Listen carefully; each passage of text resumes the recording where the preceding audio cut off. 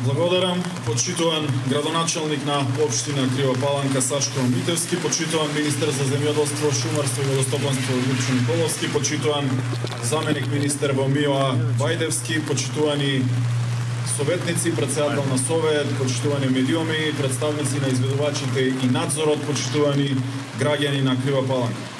Министерството за транспорт и врски е силно посветено на изградба и модернизација на целокупната инфраструктура во земјата.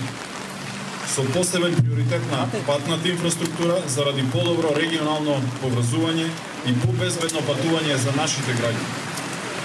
Инвестициите во капиталните инфраструктурни проекти се неопходни заради брз развој на земјата и сметам дека во изминативе неколку години нашите активности дадоа резултат и тоа се гледа и на терен, во секоја општина, на секој регионален, магистрален пат и на секоја педа од нашата држава. Со колегите Николовски и Бајдевски се наоѓаме токму во Крива Паланка, каде извршивме увид во стартот на изградбата на оваа многу значајна локална улица за Крива Паланка. Токму денеска започнуваме со реконструкција на улицата Јоаким Осоговски, многу значајна врска која поврзува повеќе населби во самиот град. Купната инвестиција е преку 31 милиони денари, средства комплетно обезбедени од буџетот на Министерството за транспорт и врски. До сега во Крива Паланка завршивме со рехабилитација на патот до новите градски гробишта со вредност од преку 11 милиони денари.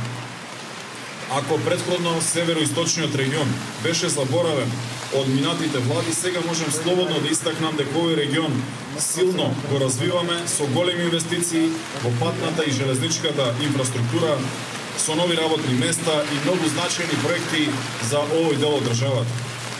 Работиме на изградба на експресниот пат Ранковце Крива Паланка како дел од коридорот 8, многу значаен патен правец во многу тежок и непристапен терен, каде реализацијата се одвива во две фази и очекувам да биде готов и пуштен во употреба кон средината на наредната година.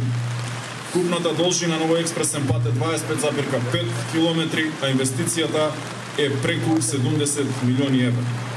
Исто така, во завршна фаза е проширувањето и реконструкцијата на државниот пат од Крива Паланка до граничниот премин Девебај, инвестиција на владата од 12 милиони евра и очекувам исто така овој патен правец многу скоро да биде пуштен во употреба кон крајот на оваа година, односно за неколку недели или почетокот на 2024 година. Овој патен правец е и со проширување на трета лента, нешто кое што беше барање и на бизнис заедницата, но и на граѓаните од овој регион. Претходно завршивме со рехабилитација на патните правци кон Тораница и кон Оглик.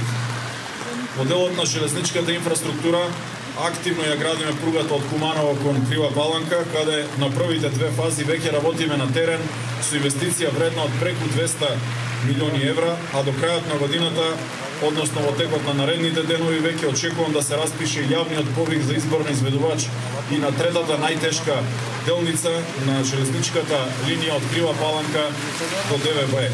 Со ова, овој коридор 8 на источната страна од државата ќе достигне преку 700 милиони евра инвестиција, со што овој регион ќе го види благодетот кој што изминатите 30 години некој го зборува, а денеска ние тоа го реализираме. И ова се најголемите проекти во државата кои што ги работиме за граѓаните. Многу ми е драго што локалните компании и граѓани исто така ќе бидат ангажирани и дел од нив ќе се најдат во реализацијата на овие проекти.